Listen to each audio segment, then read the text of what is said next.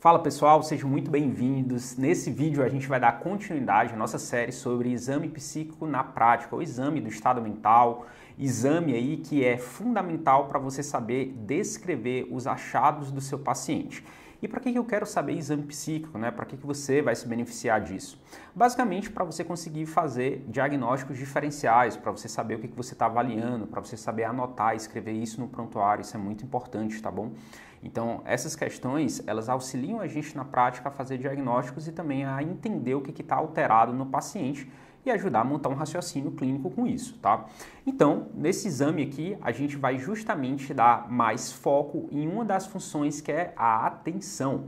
Então, é uma função que muitas vezes pode ser negligenciada, a gente vê aí mais prejuízos ou lembra dela, né, só no TDAH, mas vocês vão ver que é bem mais amplo que isso e você tem que saber examinar para conduzir aí um bom atendimento.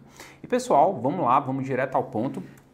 A gente vai falar aqui sobre a atenção e lembrar que na consciência, pessoal, a atenção ela é uma das suas funções, tá? E ela é como se fosse literalmente o foco da consciência. A gente desenhou aqui uma lanterna, tá? Ela está jogando luz. E a atenção é justamente essa função que dá nitidez aos objetos que ela está direcionada. Esses objetos ou estímulos, eles podem ser tanto externos, por exemplo, quando eu estou enxergando esse relógio aqui, eu estou focando minha atenção nele, tá? Ou também pode ser internos. Por exemplo, uma imagem, um afeto que você presta atenção nele, um pensamento, tá certo? Pode ser objeto da sua atenção. Então, a gente costuma dividir os estímulos assim. E a atenção justamente dá essa característica de nitidez ou de claridade para esses objetos, tá certo? E também lembrar que ela interfere diretamente numa das funções que a gente vai ver, que é a sensopercepção. Então, se você está desatento, os objetos eles vão ficar menos nítidos e às vezes isso pode dar uma alteração como eles são percebidos através dos, enfim, estímulos sensoriais. E, obviamente, pessoal, a atenção, ela sofre influência de outras funções, como, por exemplo, nível de consciência. A gente viu lá que na consciência, para estar tudo íntegro, tá? Ela meio que faz essa capacidade de síntese das funções psíquicas. Então, se eu tenho um rebaixamento do nível de consciência, a minha atenção ela pode estar prejudicada. Então, para a atenção funcionar, meio que a consciência, que é esse hardware, ela tem que estar bem intacta, tá? E uma outra coisa também é o interesse. Então, obviamente, quando a gente está mais interessado no assunto, a gente está falando aqui sobre psicopatologia, que é um assunto muito interessante, você vai se voltar a atenção para cá. E o interesse, ele depende, obviamente, da volição, que é da nossa vontade, tá? E também do afeto. O afeto, ele dá justamente esse colorido que atrai a gente para as coisas do mundo ou repele a gente das coisas do mundo. Os afetos, eles servem para isso. Eles servem para hierarquizar ou dar valência para os nossos objetos. Por exemplo, se eu amo uma coisa, eu me aproximo dela. Se eu tenho nojo de uma coisa, eu faço um tipo de, enfim, de distanciamento dela, tá bom? Então, essas são basicamente as coisas que influenciam na atenção e é importante que você saiba disso, porque, por exemplo, imagina que você está avaliando lá a atenção de um paciente que ele está com um transtorno de humor. Bom, se às vezes ele está deprimido, obviamente o afeto dele vai distanciar ele das coisas do mundo, a atenção pode estar prejudicada, a vontade que ele tem de fazer as coisas, ou então de prestar atenção nas coisas vai estar diminuída e isso afeta, tá bom? Então, sempre antes de avaliar a atenção, a gente tem que prestar bastante atenção como é que está a evolução do paciente, como é que está o afeto dele e também como é que está o nível de consciência. Essas são funções que influenciam diretamente ali na atenção. Beleza, e falando da atenção propriamente dita, vamos fazer aqui algumas divisões delas que vai ser importante. Primeiro, a gente pode dividir a atenção nas suas funções. Então, a atenção ela pode ter a característica de ser seletiva, da vigilância, da sondagem e da atenção dividida. O que seria cada uma delas, né? A atenção seletiva é justamente você ter a capacidade de selecionar um estímulo. Por exemplo, você agora está assistindo essa aula aqui, então você está, de uma certa forma, tendo uma seleção da sua atenção para mim, tá? Provavelmente está tendo barulho aí fora, você está sentindo as sensações do seu corpo, mas tudo isso fica transparente ou assume o pano de fundo para você priorizar um estímulo onde a sua atenção está direcionada. Essa é a característica da seletividade.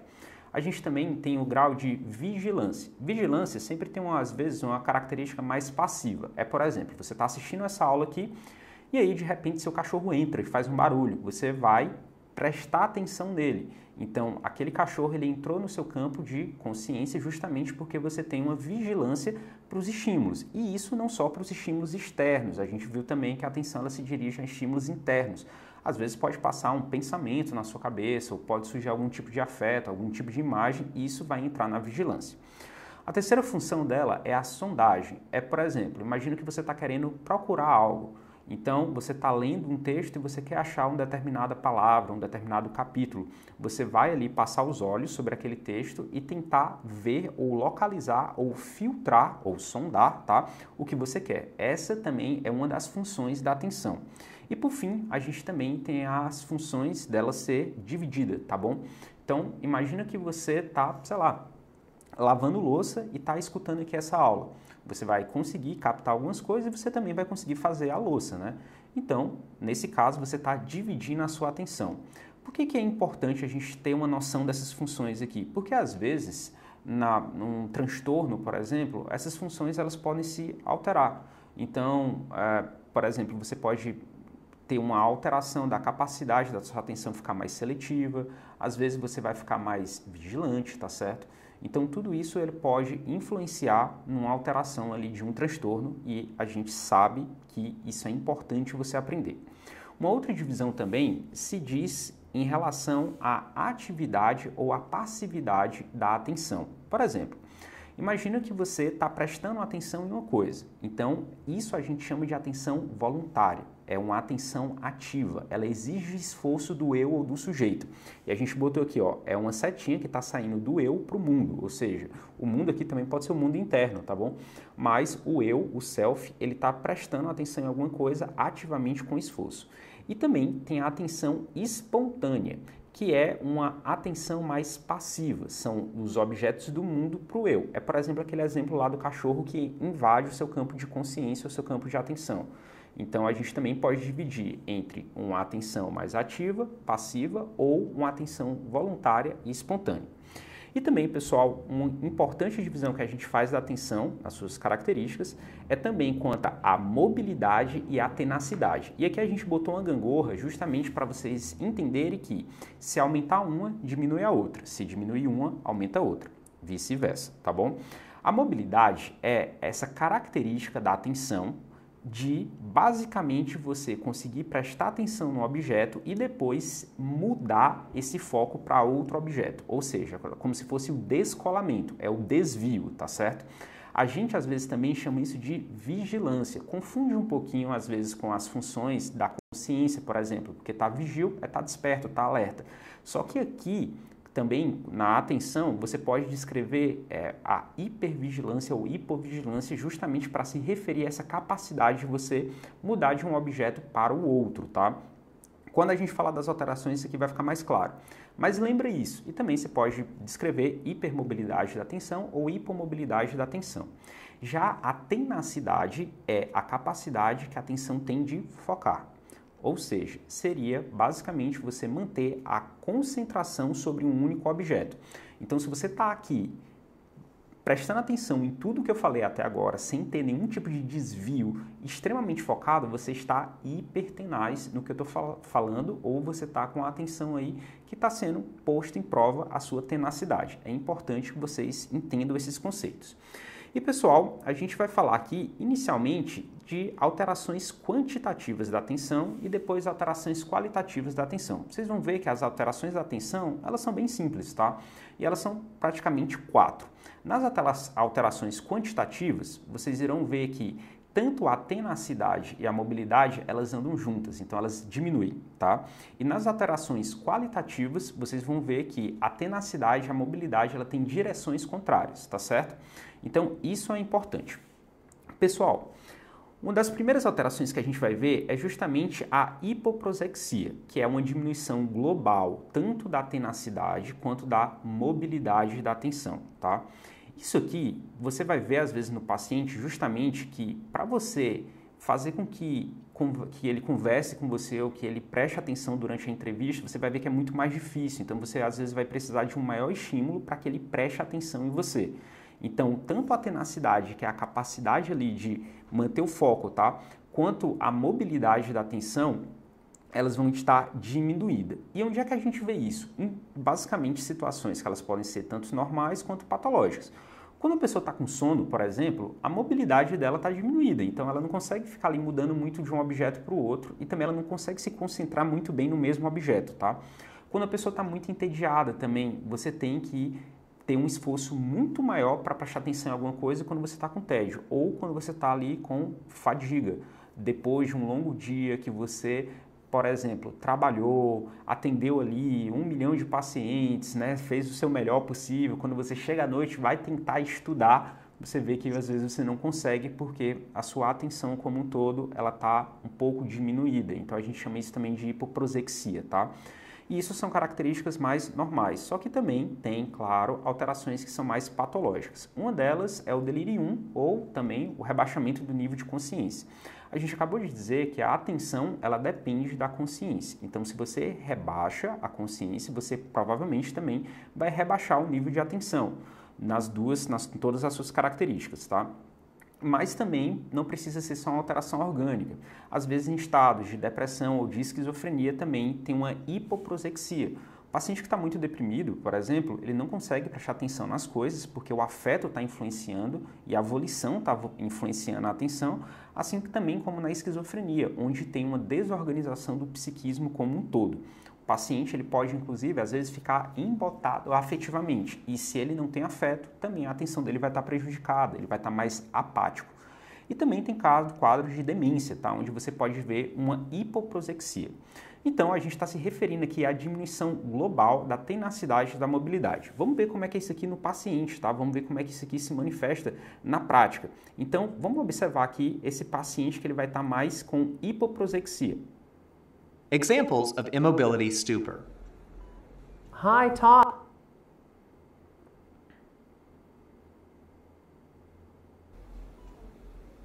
Can you move any of your muscles? In this scenario, the patient is lying motionless in bed, looking around.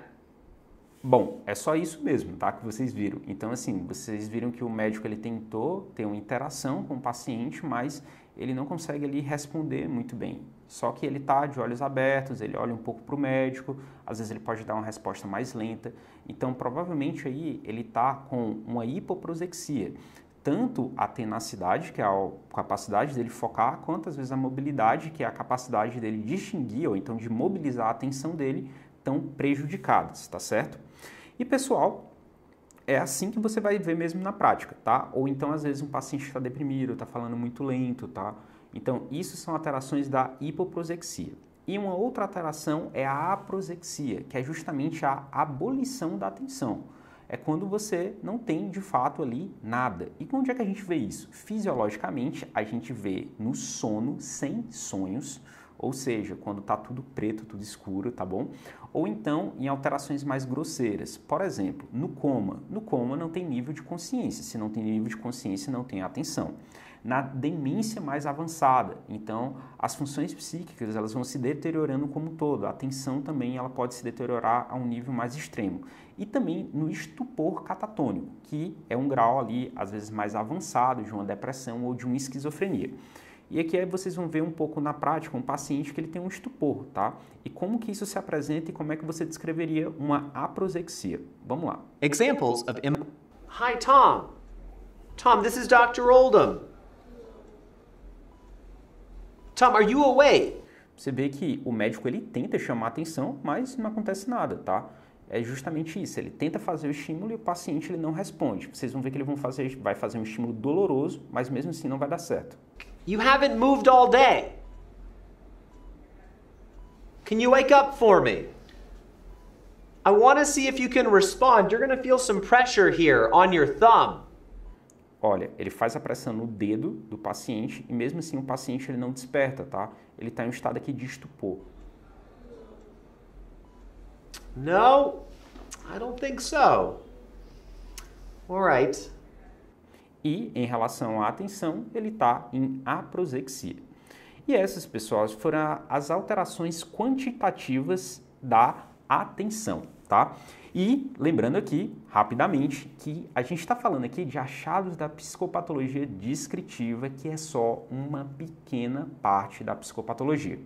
Se você quiser aprender o jeito que a gente está ensinando aqui, com exemplos práticos, sempre voltado para o paciente, com atores, só que de toda a psicopatologia, ou seja, passando ali pela psicopatologia clínica, que a gente vai falar de todos os transtornos detalhadamente e como é que se manifestam as alterações psicopatológicas. Assim também a gente vai te dar uma base de psicopatologia fenomenológica, uma psicopatologia muito mais rebuscada, tá? É bem mais complexa que isso aqui, mas por ser mais complexa também, você consegue ter diagnósticos muito mais precisos. Ela é bem mais bacana, tá, pessoal? E sempre, obviamente, com o nosso acompanhamento. Tanto eu quanto o João, a gente está lá se reunindo com você uma vez pelo Zoom, tá? E uma vez por mês pelo Zoom. E também a gente tem um grupo dos alunos, a gente sempre presta ali muita assistência. Os outros alunos também sempre estão lá fazendo discussões bem legais. Se você quiser aprofundar um pouco mais, ou seja, aprender uma psicopatologia mais avançada, que vai te ajudar aí na sua profissão, vai te ajudar na sua residência, na sua prática psiquiátrica como um todo, eu te convido a conhecer o nosso curso Psicopatologia na Prática. O link está aqui na descrição, tá certo? É só acessar lá e continuar. E é isso, pessoal. Vamos voltar aqui para a aula, beleza? Bom, vamos para as alterações qualitativas aqui da atenção, né? A primeira delas é o que a gente chama de rigidez atencional. Aqui é o que a gente pode chamar muito grosseiramente, tá? Bem grosseiramente mesmo, eu não gosto muito desse termo, tá? Mas de hiperfoco. O que seria um hiperfoco? Seria basicamente uma tenacidade muito grande e uma mobilidade pequena. Aqui, se você aumenta a tenacidade, que é o foco, e diminui a mobilidade, ou seja, que é a mudança de objeto, você vai ter um aumento da atenção voluntária. Beleza. Você vai ser basicamente absorvido ou capturado por aquele objeto. Você não vai conseguir tirar o foco dele. Quando que isso às vezes acontece fisiologicamente? Por exemplo, quando você está focado em um livro. Então você está ali mais tenaz e com a atenção menos móvel, tá? Ou então, por exemplo, você está ali jogando um videogame. Às vezes você vê isso aqui em TDAH, tá? TDAH, às vezes, ele não é só uma alteração meio grosseira da atenção. Às vezes também pode ser das funções em si. Às vezes você vai ter pacientes com TDAH, por exemplo, que eles têm uma tenacidade grande e uma mobilidade muito pequena. Então, eles conseguem, às vezes, manter o foco, principalmente em coisas que tem muito estímulo, videogame, a pessoa ela fica ali mantendo horas e horas e horas e horas a atenção dela ali, e com muita dificuldade de retirar. Então, isso pode acontecer, tá? E a gente chama isso de rigidez atencional. E beleza. Lembrando que essa absorção ou essa rigidez atencional pode acontecer por um estímulo externo, tá? E a gente vai te mostrar um exemplo aqui, assim também como pode acontecer com um estímulo interno. E quando que acontece isso? Imagina que um paciente está deprimido e ele está ali com constante ideias de culpa ou de menos-valia. Ele só fala sobre isso, ele só consegue ter isso na consciência dele, ou seja, a atenção está sobre esses temas ou está sobre esses objetos internos. Assim também como, por exemplo, uma pessoa que está com toque, vem constantemente aquele pensamento obsessivo de que, bom, eu deixei minha casa aberta, vai entrar um ladrão, eu preciso lá voltar para conferir. E essa ideia fica passando repetidas vezes na cabeça e o paciente não consegue mudar o foco disso, tá? A atenção também está mais rígida para este conteúdo da consciência. Às vezes também isso pode acontecer na hipocondria. O paciente ele não consegue tirar a cabeça que ele está doente. A preocupação com a doença sempre fica voltando, ou seja, tem uma maior tenacidade sobre esse tema.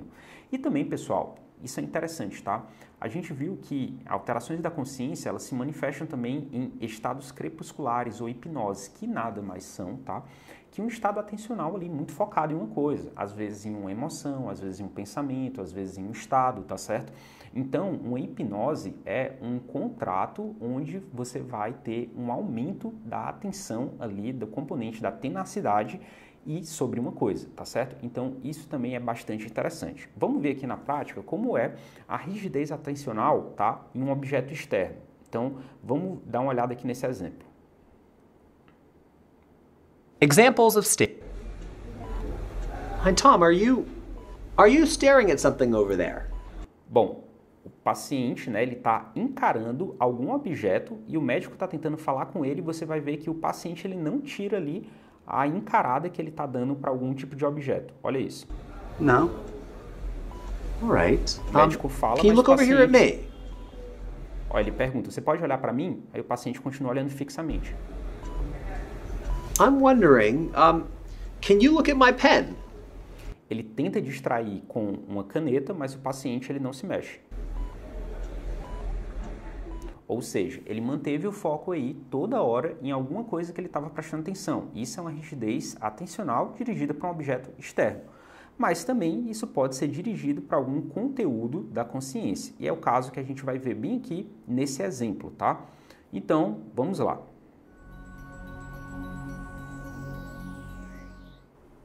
Bom dia, Bom, vamos deixar o trabalho um pouco de lado agora. Você tem passado mais os dias em casa, pelo que sua esposa tinha me dito. Sim. E o que é que você tem feito em casa? Eu fico muito tempo deitado. Eu, às vezes, pego um livro e durmo. Fico pensando muito. Pensando muito no que poderia ter sido ou né, se eu não tivesse pego essa promoção, por exemplo. Assim, parece que você tem se culpado bastante. Eu vejo até que, acredito até que seu humor tem florido muito desses pensamentos. Sim. Eu acho que eu mereço, sabe? Fico pensando que eu mereço, sei lá, uma doença grave. Bom, nesse caso aqui, a gente consegue ver um paciente que ele está deprimido e o conteúdo do pensamento dele é só sobre ruínas, sobre culpa, com temas do passado. E ele fala, eu não consigo levantar da cama porque eu estou pensando constantemente no que poderia ter sido. Ou seja, ele está aqui com a atenção basicamente em pensamentos, ou às vezes em afetos, tá certo? Aí de culpa, ou então mais depressivos. E aqui você vê nitidamente como é que às vezes um afeto ou um humor pode influenciar na atenção, tá? E também, obviamente, aqui está dirigido para um objeto interno. E pessoal, a gente também tem uma última alteração qualitativa da atenção, que é a labilidade atencional. Essa aqui, ela é a mais clássica, que às vezes a gente vê ali no TDAH, ou às vezes a gente vê em quadros de intoxicação, de mania, de ansiedade e até mesmo de delírios persecutórios. Mas o que seria essa alteração? Basicamente, o foco, ou seja, a tenacidade, a capacidade de se manter concentrado está diminuído. Se o foco diminui, a mobilidade ela aumenta um pouco, tá certo? Ou seja, o paciente ele vai ficar trocando de um objeto para o outro, só que sem prestar atenção em nada, ou seja, sem fixar a atenção dele em algum ponto. E isso obviamente, né, isso predispõe a um aumento da atenção espontânea. O que significa? Que qualquer coisa que surgir ali vai ser um objeto de distração. O paciente pode se distrair por barulhos, por estímulos, por pensamentos, por sensações, e aí ele como se ele ficasse pulando de uma coisa para outra, tá? Isso cria uma certa superficialidade, porque ele não consegue se aprofundar em nada.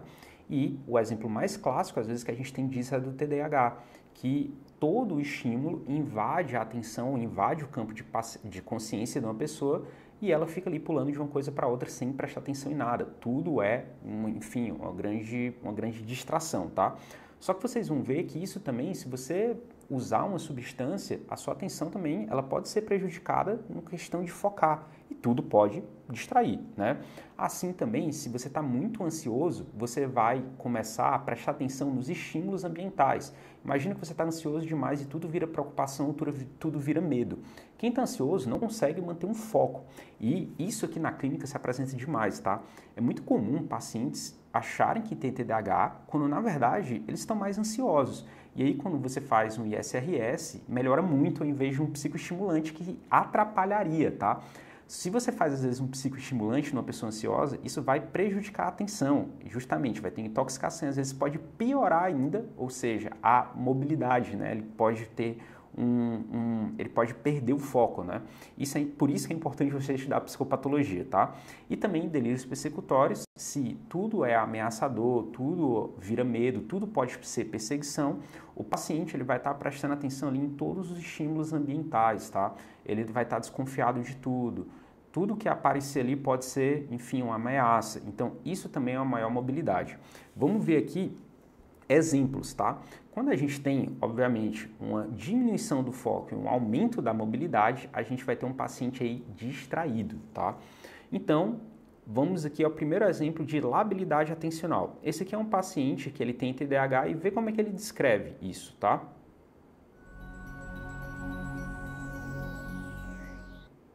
Assim, se você tem tempo para fazer alguma coisa, você posterga, e quando você tenta fazer, parece que sua mente esvazia, viaja, você vai para outro lugar. Exato, assim, complico todo. Eu tô ali fazendo alguma coisa e de repente eu penso no vídeo do YouTube que eu vi sobre computadores. Ou se não, tô ali, aí eu penso no plano da academia que eu tava fazendo, progredindo. Ou às vezes eu tô na academia, eu tô pensando no trabalho que eu tenho que fazer. Então, assim, eu não tô naquele lugar. Vai abrindo umas telas mentais assim que eu me perco. E aí, por exemplo, se tem um celular, se eu tô trabalhando no computador, deixo o WhatsApp aberto, recebo e-mail, eu me perco. E aí eu vou naquilo. Então, eu tento trabalhar com o celular longe e também, assim, se alguém vem e me pede alguma coisa, acabo me perdendo também. Então é um exercício. Pelo que você está dizendo, tanto nos assuntos acadêmicos quanto nos assuntos não acadêmicos, sua cabeça esvai, viaja. Sim, é isso, eu vou me perdendo. E às vezes complica, né? Por exemplo, em casa, às vezes ela me pede que eu compre alguma coisa no caminho, quando tô voltando para casa. Ou que, sei lá, combinados assim, né? Que eu tenho que passear com o cachorro, ou dar banho no cachorro. Às vezes eu me perco e não faço isso. Não é porque eu não quis, mas não sei da onde isso dá uma escapulida. Você está me falando assim de coisas do dia a dia, mas você já chegou a escrever? Bom, nesse paciente aqui, você iria descrever a atenção justamente como uma labilidade atencional, ou seja, uma hipotenacidade e uma hipermobilidade, ou uma hipervigilância, tá certo? Justamente porque é um paciente que tudo distrai ele, ou seja, tudo ali invade o campo atencional e ele não consegue focar em nada, ele não consegue prestar atenção. Então ele fala, olha, é tudo como se fosse ali telas na minha mente que elas são abertas, né? Ou então ele se distrai com o celular, se distrai com conversa, se distrai se alguém chama ele e ele não consegue meio que focar em nada. Aqui é um achado um pouco mais clássico assim, em pacientes que têm TDAH, tá? Assim também a gente tem um outro exemplo aqui que é um paciente que vocês vão ver que ele vai ser distraído por uma coisa do ambiente, tá certo? Você vê que a atenção dele vai ser guiada pelo ambiente. Então observe um pouco isso aqui, tá?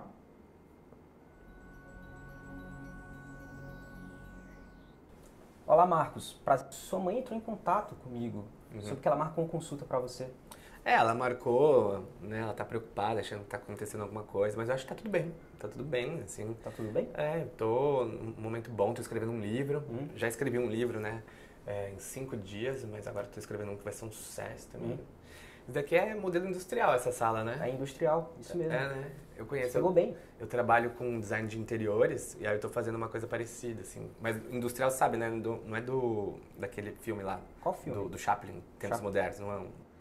Vê que o paciente aqui nesse caso, ele basicamente ele se distrai, ele estava contando uma coisa e aí do nada ele é distraído ele muda o objeto da atenção para a sala, porque ele vê os tijolos.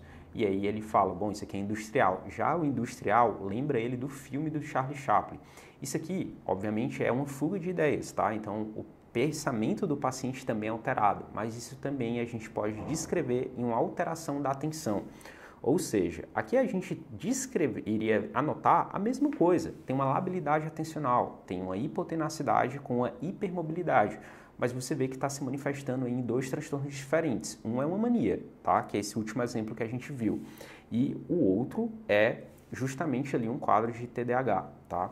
Então, é o mesmo achado descritivo, só que em 2 psicopatologias ali diferentes. E é por isso que a gente tem que ter um certo tipo aí de grau de preciosismo na hora que a gente vai fazer essa descrição ou entrevistar o paciente.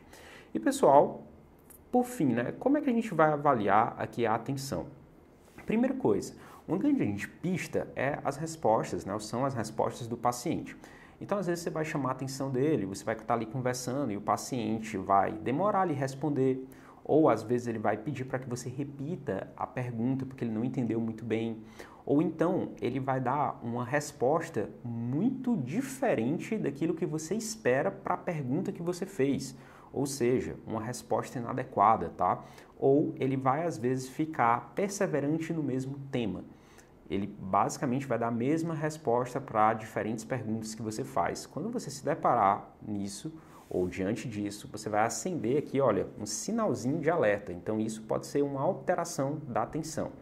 E aí, você vai basicamente aí ver e tentar esmiuçar um pouco mais para você detalhar. Uma outra dica também é o olhar do paciente. Isso a gente vê muitas vezes em quadros de delírio 1, às vezes até mesmo de TDAH, tá? O olhar do paciente pode se dirigir. Então, geralmente, o olhar é a janela da alma, né? E para onde se dirige o olhar, teoricamente, é para onde também se dirige a atenção. Então, isso você pode aí ter uma medida indireta dela. Às vezes, se o paciente não olha para você, desvia o olhar demais, ou está prestando atenção ali em outra coisa do ambiente, como é esse caso que a gente acabou de ver aqui no exemplo, o paciente ele olhou ali para algum estímulo ambiental, provavelmente ele vai ter algum tipo de alteração na atenção. E também você pode testar a atenção formalmente. E como que você faz esse teste, tá? Pessoal, existem vários tipos de memória, tá bom? E uma delas é o que a gente chama de memória imediata. A memória imediata, ou a working memory, ela é basicamente uma medida da atenção, porque é a atenção que faz um certo tipo de consolidação nela. Então, se você mede a memória imediata, muito imediata de uma pessoa, na real você não está medindo muito a memória, você está medindo a atenção. E tem testezinhos que a gente pode fazer para isso. Um deles é o DigitSpan, que é, você vai falar números para o paciente e vai pedir para que ele repita eles, tá? E esses números é de, basicamente, em conjunto de 2, depois você aumenta para 3, depois você aumenta para 4, para 5, para 6, para 7, para 8. Uma pessoa que está com a atenção preservada, é esperado que ela consiga repetir uma sequência aí de 6 a 7 números. E também, pessoal, cuidado para não falar muito rápido, tá? Então, 581, não, calma, é um número mais ou menos por segundo, tá certo? E você terminou de falar uma sequência, você passa para a próxima, tá bom? Se a pessoa errou alguma coisa, você marca ali que ela basicamente errou e falhou no teste. Então, como é que você faz um DigitSpan? Você chega para ela e pede para ela repetir, tá? Olha, eu vou falar alguns números aqui e você vai repetir esses números na ordem que eu lhe falar, tá bom? Então, você fala, por exemplo, 1, 7. Aí a pessoa vai responder 1, 7. Aí depois você passa 6, 3. A pessoa vai repetir 6, 3. Aí você vai aumentando progressivamente. Então, na sequência ali de 5, você vai falar 6, 1, 9, 4, 7, 3. E a pessoa vai repetindo 6, 1, 9, 4, 7, 3. Isso aqui é o DigitSpan. Você também pode fazer o DigitSpan ao contrário. Então, você dá instrução para a pessoa que você vai falar uma sequência e ela vai repetir ao contrário. Ou seja, ao invés de você falar, você falando 6, 1, 9, 4, 7, 3, ela tem que responder 3, 7, 4, 9, 1, 6, tá? Isso aqui aumenta a sensibilidade. O que é que significa dizer? Que a pessoa ela tem uma maior chance de errar. Então, se tiver um dano na atenção ali que seja um pouco menor, esse teste ele vai pegar mais, tá?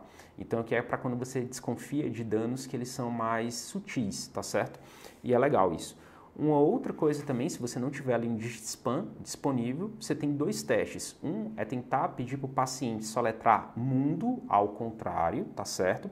E para pacientes, às vezes, que eles não têm, por exemplo, não têm um grau de alfabetização, não sabem soletrar, mas eles conseguem fazer, por exemplo, uma subtração, você pode também pedir para eles irem subtraindo 100 de 7. Então, você dá a ordem, né? Por exemplo, eu quero que você vá subtraindo 7 do número 100 e vá toda hora subtraindo 7. Então, por exemplo, você faz o primeiro exemplo, tá? 100 menos 7, 93, menos 7. Aí a pessoa vai botando 86, menos 7.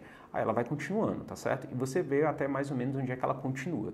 Se ela se organize, faz essa conta apropriadamente, tá? Ou seja, ela tem uma capacidade ali de preservar, de manter a atenção e também de regular essa atenção ao longo do teste. É assim que basicamente você vai fazer o teste da atenção. Para quando isso aqui é útil, tá?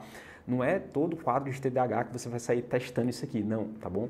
Mas alterações grosseiras no TDAH pode dar isso aqui, mas isso aqui também é muito útil, por exemplo, em quadros de delírio 1, ou então quadros que você está tentando testar, principalmente alterações quantitativas da atenção. E isso é importante que você saiba. Então, pessoal, é isso, tá? Essa foi a nossa função psíquica de hoje. Eu espero que você tenha gostado e assim, a gente está trazendo esse conteúdo aqui para você, é um conteúdo gratuito.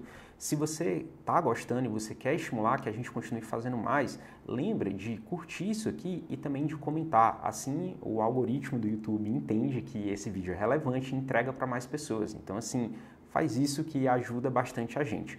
E também, se você ainda não viu os nossos outros vídeos, dá uma olhada lá, porque a gente já comentou aqui sobre a atitude e também sobre a aparência. Então, confere lá, eu vou deixar o vídeo aqui para vocês. Um abraço e até a próxima.